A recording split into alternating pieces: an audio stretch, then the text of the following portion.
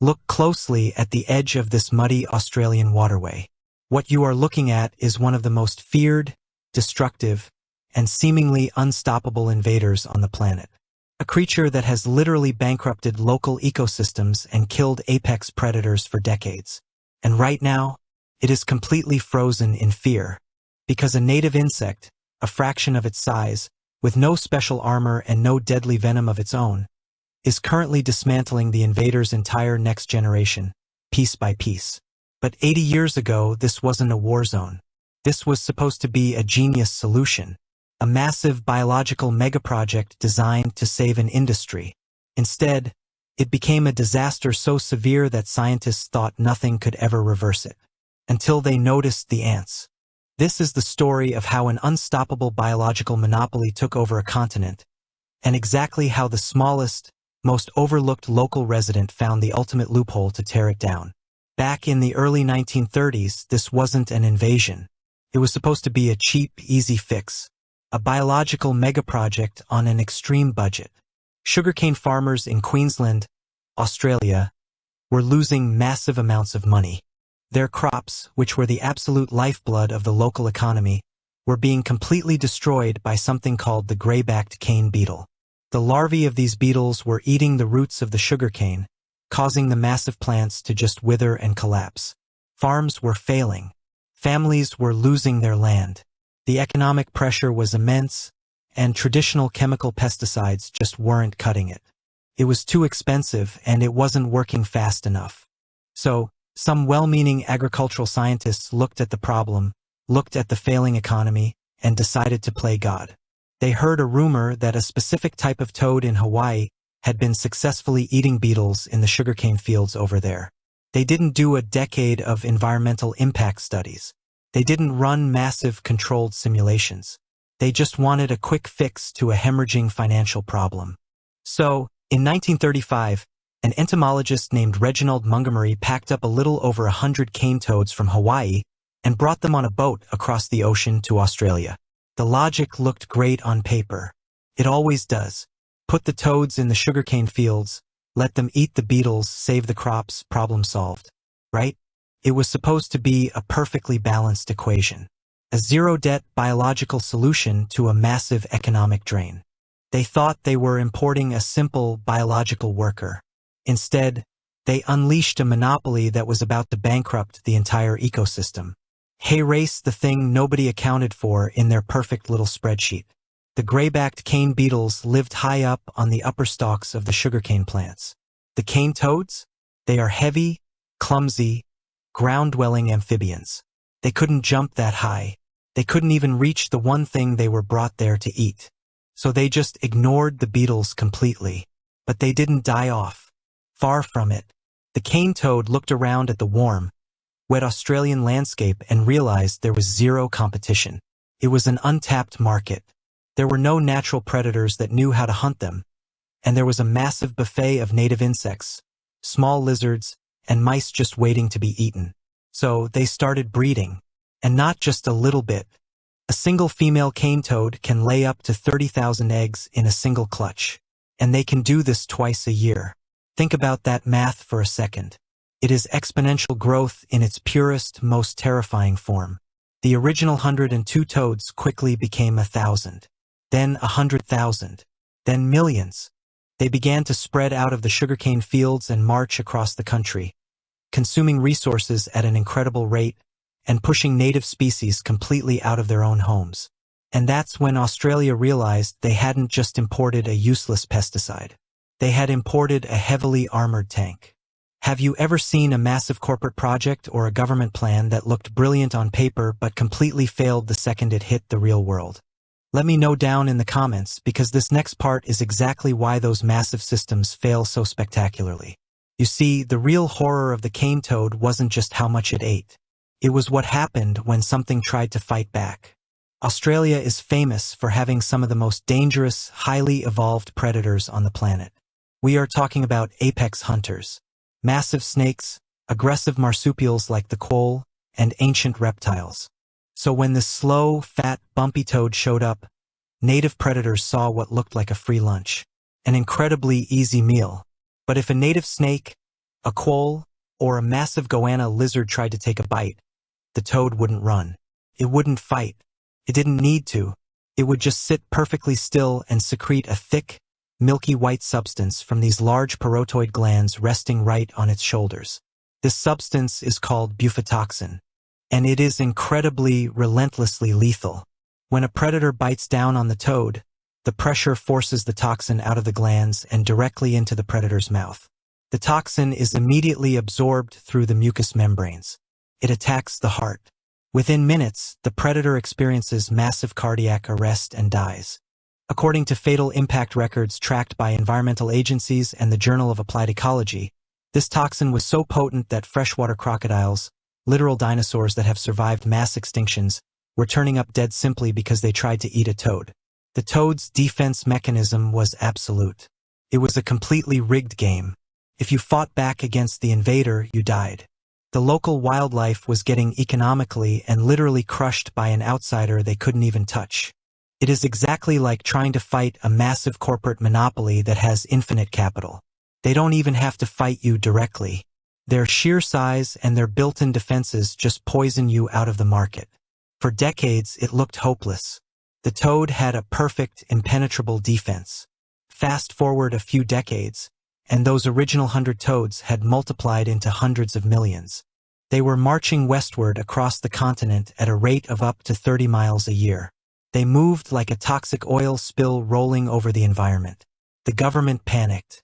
They tried everything. They built massive physical fences, but the toads just went around them. They set traps. They organized community toad-busting events where people would literally go out at night with golf clubs and cricket bats to try and put a dent in the population. They offered bounties. But you cannot fight exponential math with manual labor. The cost overruns for the environmental damage were staggering. Millions and millions of dollars were poured into trying to stop them, and nothing worked. It was the ultimate feeling of being trapped by a system that was too big to fail and too toxic to touch. Everything the experts tried fell apart. They were trying to fight the toad on its own terms, using massive amounts of money and effort, and they were losing. But while humans were panicking and the big predators were dying, a tiny local resident was quietly figuring out the ultimate loophole. A few years ago, researchers from the University of Sydney, including evolutionary biologists studying invasive impacts, were out doing field work near a rural waterway in northern Australia. They were looking at the muddy edges of the water where the young toads, which are called metamorphs, were just starting to come out of the water and onto the land. Millions of these tiny, toxic babies line the shores every single breeding season. But the researchers noticed something incredibly strange happening in the mud. The area was absolutely swarming with native Australian meat ants. These are common, aggressive little ants that build massive underground colonies. Now, normally, when a native Australian frog encounters a swarm of meat ants, it does what any sensible creature does. It hops away. It runs. It knows that the ants will overwhelm it, so it uses its speed to escape. But the baby cane toads? They just stood still. And the ants were absolutely devastating them.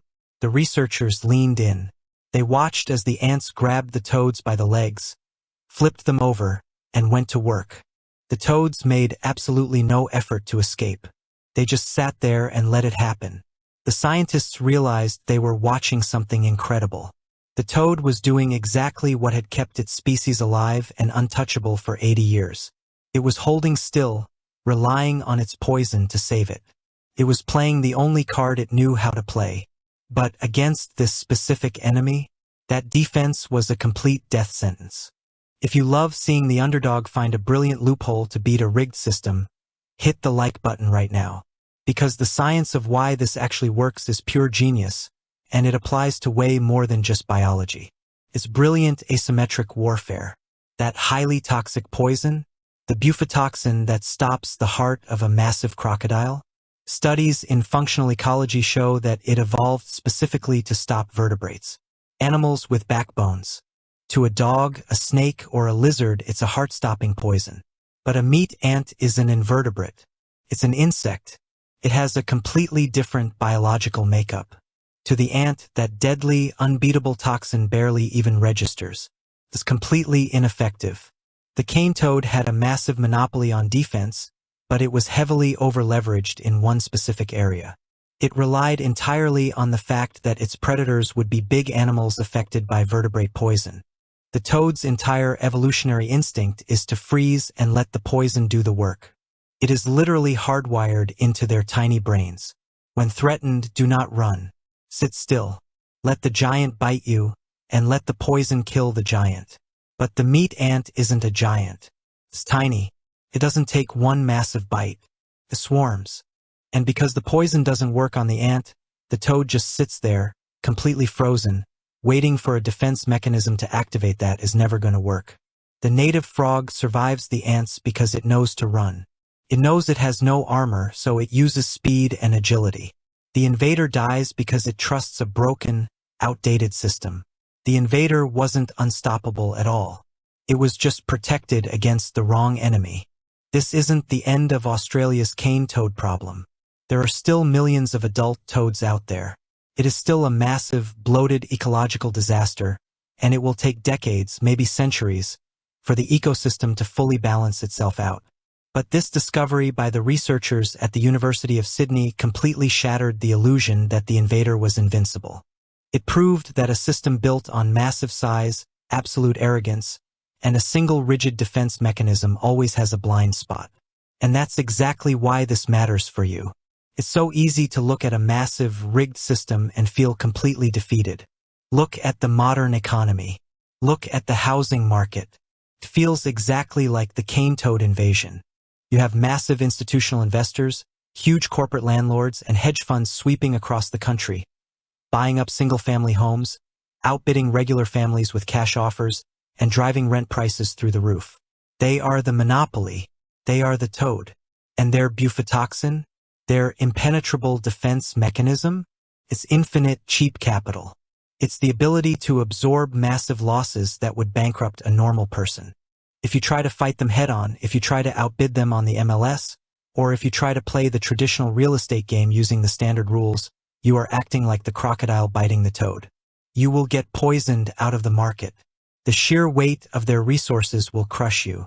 You are trying to fight a giant on the exact battlefield they built their defenses for. But the meat ant didn't win by being bigger.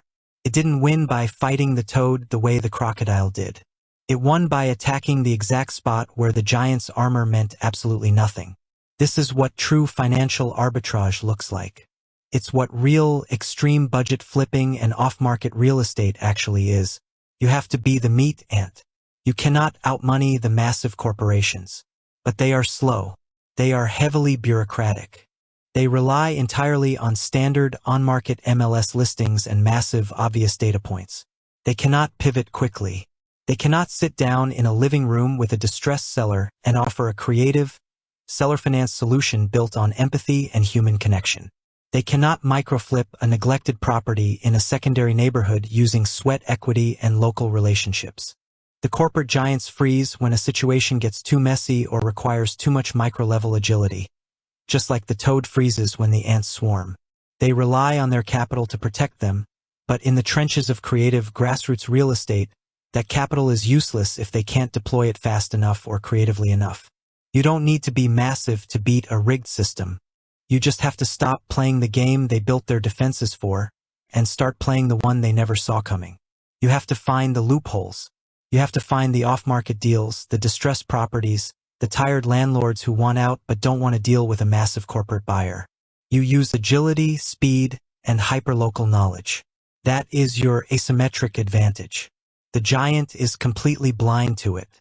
Every single massive, bloated system has a weakness. The sugarcane farmers in the 1930s thought they could engineer a perfect world, and they created a nightmare. The cane toad thought it was completely untouchable until it met an enemy that didn't care about its poison. The modern financial system wants you to believe that homeownership and financial freedom are locked behind massive walls of capital that you will never be able to climb. They want you to stay renting, stay quiet, and accept the rigged game. But history and biology prove that the giant always falls when the underdog changes the rules of the attack. This tiny ant proved that every giant has a weakness if you know exactly where to look. You just have to be willing to get into the mud and look closer than everyone else. Next week, we're looking at an abandoned megaproject that swallowed billions of dollars before completely sinking into the mud, and the one regular guy who figured out how to buy the whole thing for pennies on the dollar using a legal loophole nobody else noticed. Make sure you subscribe and turn on notifications so you don't miss it.